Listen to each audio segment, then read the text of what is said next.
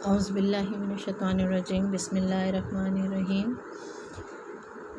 अस्सलाम वालेकुम बच्चों, आज का हमारा टॉपिक है energy stored in a capacitor. आपको पहले ही पता है एनर्जी स्टोर कौन सी होती है। जो भी चीज़ हम स्टोर करते हैं वो क्या होती है, एज अ पोटेंशियल एनर्जी होती है। और जो एनर्जी आपकी वर्क करती है एक जगह से दूसरी जगह, वो आपकी काइनेटिक एनर्जी होती है। वो कहते हैं ना कि when the position is change surrounding body changing its position, then it is called kinetic energy, and the body does not change its position, अपनी जगह पे अराउंड के दिन है तो वो उसके अंदर स्टोर हो गई है। अब आपने सबसे पहले पढ़ा है capacitor is a device to store charge. हमने डेफिनेशन याद की है कैपेसिटर की। वो हमने कहा है कि वो चीज़ है जो कि स्टोर करती है चार्ज को। Alternatively it is possible to think of capacitor as a device for storing electrical energy. पहले हमने कहा कि क्या करता है, ये वो डिवाइस है कैपेसिटर जो चार्ज को स्टोर करता है।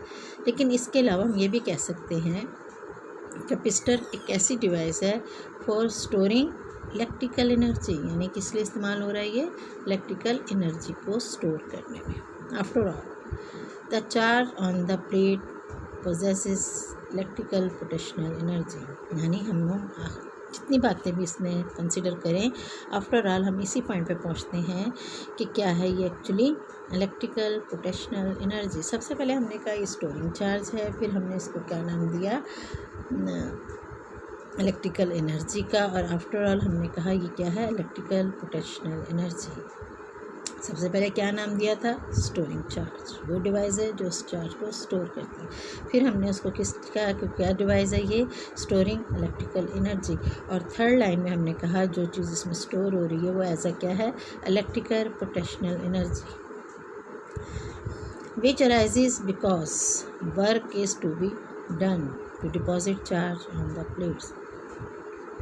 इलेक्ट्रिकल पोटेंशियल एनर्जी क्या है, जब वाजे कब होती है, work is to be done to deposit charge on the plates. जैसे हम फॉर एग्जांपल एक चीज़ ज़मीन से उठा के एक टेबल पे रख देते हैं, और टेबल पर जब वो आ जाती है तो उसमें एक एनर्जी स्टोर हो जाती है। वो कौन सी होती थी, ग्रेविटेशनल पोटेंशियल एनर्जी। लेकिन इसी तरह जब हम कैपेसिटर को कंसिडर करते हैं तो उसके अंदर कौन सी एनर्जी कंसिडर होगी, इलेक्ट्रिकल पोटेंशियल एनर्जी।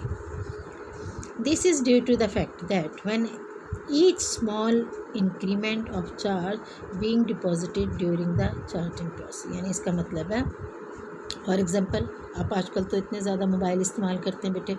मोबाइल में क्या होता है, जब आप उसको चार्जिंग पे लगाते हैं तो क्या हो रहा होता है, ऐसे डॉट्स जा रहे होते हैं, एक पॉइंट पे जाते हैं, ऐसे बड़ा डॉट उठता है और स्मॉल होता बिल्कुल एक स्मॉल नुक्ता होता हुआ डिवाइस लग रहा होता है कि ये चार्जिंग काम शुरू हुआ हुआ इसका, इससे आपको अंदाज़ा हो जाता है। इसी तरह इसने कहा कि क्या होता है, this is due to the fact that with each small increment of charge being deposited during the charging process, यानी चार्जिंग प्रोसेस के दौरान क्या हो रहा है कि स्मॉल इंक्रीमेंट जो चार्ज की है वो डिपॉजिट किसी जगह पर होती जा रही है। The potential difference between the plates, जैसे आपको पता होता है कि अब इसके हमारे पास कितनी आ गई है, 56 है। फिर आप कहते हैं ओहो अभी तो 10% हुआ है, ओहो अभी तो 20 हुआ है, अभी 50 हो गया, आपको पता हाफ हो गया, या आपके अपनी सहन जो है वो साथ चलता जाता है। इसका मतलब क्या हुआ कि हम कहते हैं कि चार्जिंग के प्रोसेस में potential difference between the plates increases, यानी इंक्रीज होता जाएगा, और and a large amount of work is needed to bring up next increment of charge. लाजमी है अगर 50 है, 50 से जब 60 जाएगा तो लार्ज अमाउंट ऑफ हो जाएगा, जब उससे ज़्यादा करेंगे तो उससे ज़्यादा वर्क रिक्वायर्ड होगा, तो नीडेड होगा कि next increment of the charge के लिए। तो ये क्लियर हो गया होगा आपको पैराग्राफ।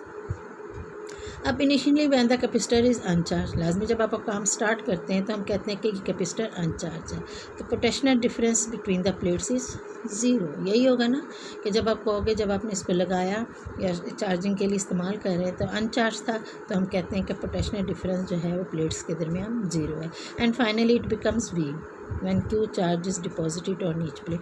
जब दोनों पर फुली चार्ज आ जाएगा तो हम कहेंगे कि फाइनली इस पर पोटेंशियल डिफरेंस वी आ गया है और क्यू चार्ज डिपॉजिट हो गया। दस the average potential difference, average potential difference क्या होता है, एवरेज क्या होती है, एवरेज को जब हम कंसिडर करते हैं तो हम क्या कहते हैं, initial plus final divided by 2, जितनी बार वैल्यूज़ कंसिडर करें तो हमारे पास क्या होगा 0 plus V divided by 2 is equal to half V. अब हमारे पास therefore potential energy is equal to half Q V, half Q we.